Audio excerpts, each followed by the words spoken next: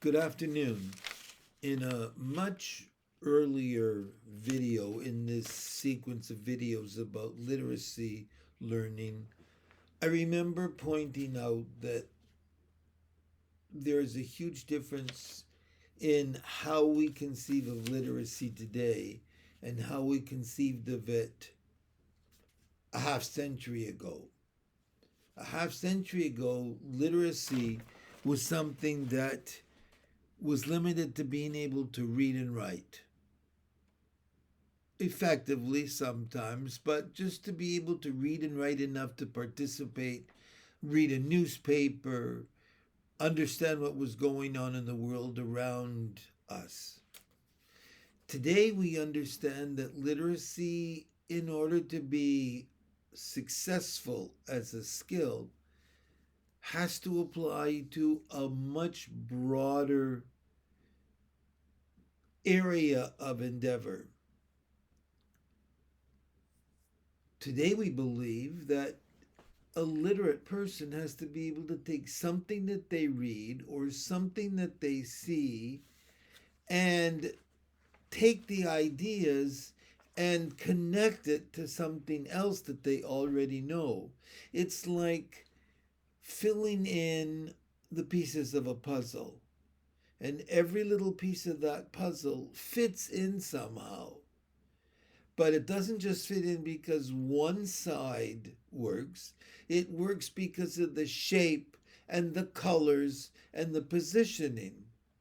So when we read something, we want to be able to connect it to all kinds of other things.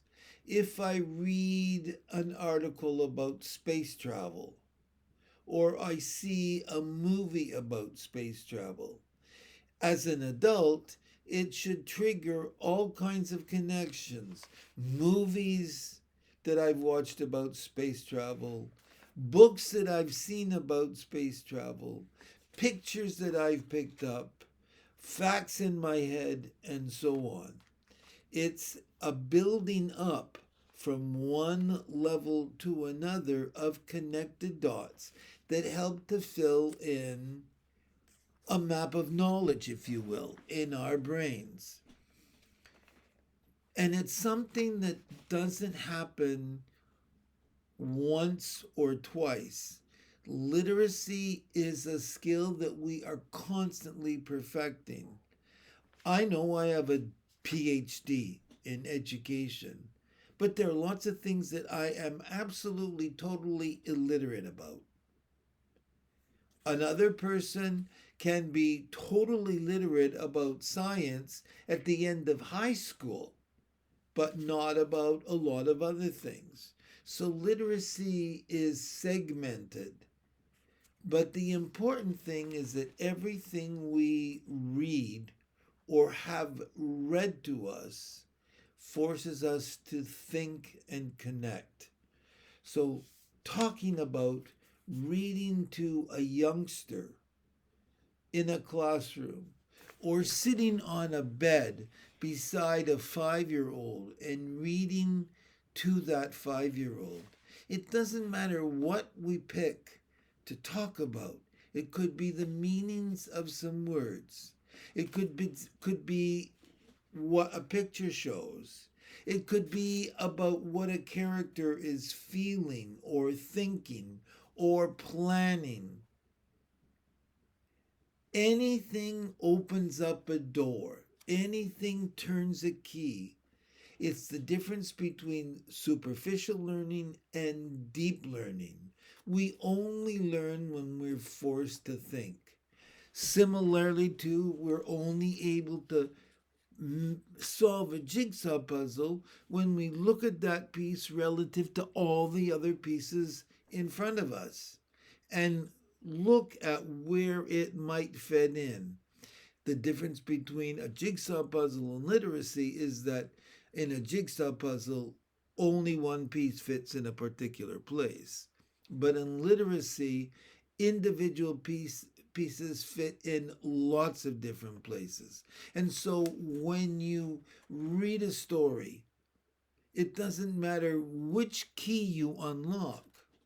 with a child or with an adult. The important thing is that you unlock a key. And it doesn't matter how long or how little the time is that you spend, as long as you spend it. It's not enough anymore just to read a story. Not at all. Yesterday, I read a story online written by Robert Munch called Moira's Birthday. And I had a lot of fun reading it. I do. I have a lot of fun reading Robert Munch stories. But if I was sitting with my 7 year old grandson and reading that story, I might talk about what kinds of birthday parties he's gone to and how many people he might think the apartment that they live in in Israel will hold. How many people could he invite to a birthday party, and how many people would he not be able to invite? We could talk about what he might serve or ask to be served, and what games they might play, or when the pandemic is over, where they might to go. But they are applying the storyline as a key to a new direction of thinking and learning and pondering. It's all about the deep learning. It's all about accessing scaffolded knowledge. When you read Curious George to a child in a classroom or on the bed, you make the assumption that they know what a monkey is. What if they don't know what a monkey is? Can they access the knowledge, access the story in the same way? The other day, my wife asked me about A Snowy Day by Ezra Jack Keats.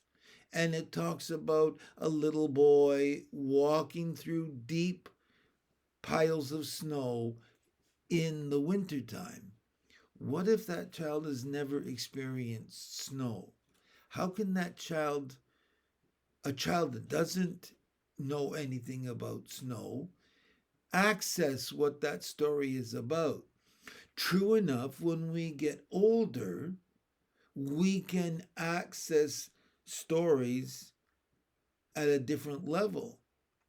I just finished reading a children's book that is that takes place in China and pulls out from the author's mind stories that she remembered, and she wove into a beautiful story.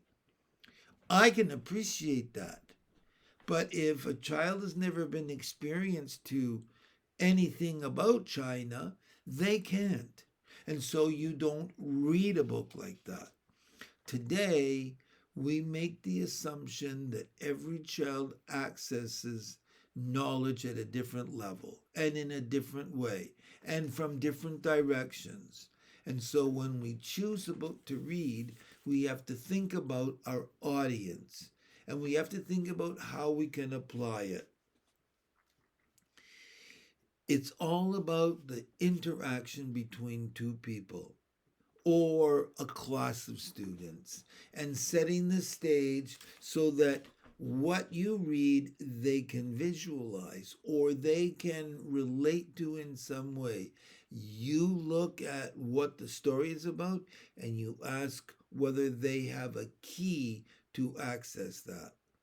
So today, when you read a story, think about your audience. Think about how it will relate to a particular group of students.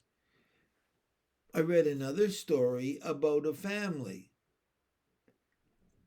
And when I was reading it, I was thinking about the fact that some children are not lucky enough to come from stable families. How would a young child feel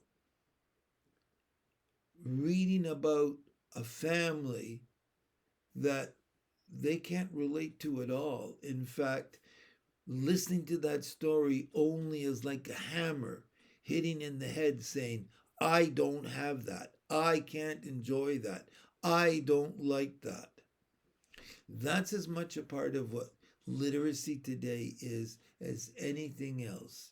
We can use any book in any number of ways as a medium for teaching, but we have to think about who we're going to be teaching, who we're going to be reading to. At the end of the day, it's all about the relationship between the teacher or the parent and the student or the class and the tool that's being used. Think about that.